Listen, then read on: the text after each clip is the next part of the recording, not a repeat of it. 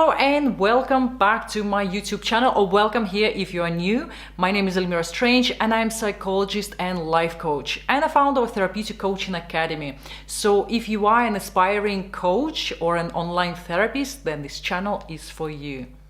In today's video, I would like to talk to you about changing negative thinking. This topic we've been discussing in our other videos, but in my every video I try to bring you some different technique that you can use for yourself and for your clients when you're working with them, when you observe in them their negative thinking, or when they directly ask you how to change my negative thoughts. I don't want to be feeling miserable or sad or unhappy anymore.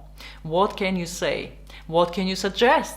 Well, the first thing you can say is that your feelings are not you. So this is what we need to remember. When we are experiencing some kind of emotional state, whether it's a sadness or depressive episode or some kind of frustration or irritation or anger, what we need to remember is that this is like with our clothes. Today I put on some kind of gray vest, but that doesn't mean that it's me. It's a part of my clothing for today, but that might change. Even in the afternoon, I might change into something red or blue, but that doesn't mean I am red or gray or blue, right?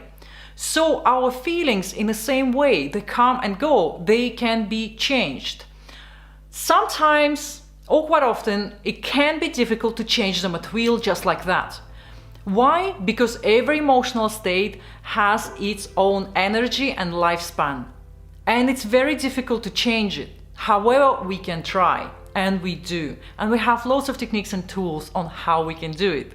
So you are not your feelings. Feelings are not facts. If you are feeling sad, it doesn't mean that the whole world is sad, that your life is sad, that every area of your life sucks. It doesn't mean that at all. It means that you are in a temporary state that eventually will change. And it can take minutes, it can be hours, but it will change into something different. We are not addressing here deep mental health issues where the emotional state can stay with a person for hours and for days even. And that's a chronic depressive episodes or mood disorders or anything like that. So here we are talking about our daily experiences of various mood states that change. So when we say feelings are not facts, we also need to remember not to trust our thoughts when we are feeling bad. Because if you think about it, every emotional state can draw to us hundreds, if not thousands, of thoughts that will be very alike in nature. They all will be negative. They will be bringing to you the memories of the past events which were negative or depressive or concerning, which affected you in some way or another. As soon as you reach a certain emotional state, you almost open the whole box of different thoughts that are stored in it, that are on the same, you can say, vibrational wavelength. If you want to go into spirituality, then vibrational wavelength. They are all on the same wavelength. Sadness, hundreds of thoughts that are can be labeled as sad thoughts. Thoughts that are connected to my sadness. And there are lots of them, and they're endless. So is with every other emotion. Every emotional state will be connected to another box with thoughts that can be labeled as that emotional state thoughts. So even though one of your areas of life can be very constant, for example, you have your job and it's a steady job and it didn't change, for example, in the last 12 months, it's pretty much the same thing, you know what you're doing, it's the same route to work and from work, not much change there. But depending on your emotional state, it can change in your mind as something pretty good to something pretty bad. And you probably are aware of it. When you go to work, everything seems pretty much constant. But because you're in a bad mood, you start seeing flaws in your work. You start seeing why you really wanted to escape many years ago, why you should have changed to something better, why you should have made the different decision about your career choice at some point in the past. You will start having those kind of thoughts because you are in a bad mood. When you are in a good mood, for the sake of simplicity, then you'll start looking at it and you'll start see upsides of being at that work, working for that company, working with those people. you will start liking it more. So as you can see, a certain area of your life, or all areas of your life, can be pretty constant, but when your emotional state changes, they all change in your mind. And this is what you need to be aware of. So do not trust your thoughts, basically, when you are in a bad mood, because they might be far from accurate. This is why sometimes we say, sleep on it, sleep if you have some problems, and then make a decision in the morning. Because after a refreshing sleep, our mood can change, our emotional state changes, and we can see the same problems, same area of life in a very different light after we had our 8-hour sleep, or how many hours you need. Another thing what you need to be aware of is that our negative feelings about something, they are based on our patterns of behavior and states that we've built throughout the years in the past. For example, someone was late for your meeting with them, and you got really upset because you think that that person is not respecting your time. They don't respect you if they are late, especially if they didn't have a good enough reason for you. So that can make you upset, it can make you frustrated, or it can make you even angry with them. You might not even want to meet with that person anymore. But if you think about it deep down, what it's connected to, there is a reason for why you react in that way. Whereas for another person, it's not a big deal. And the reasons for that can vary. It could be down to your perfectionist nature, where you expect other people to work and to live in the same as you do in terms of accuracy and punctuality. Because deep down, one of your deep-seated beliefs or core beliefs, people should be respectful towards other people's time.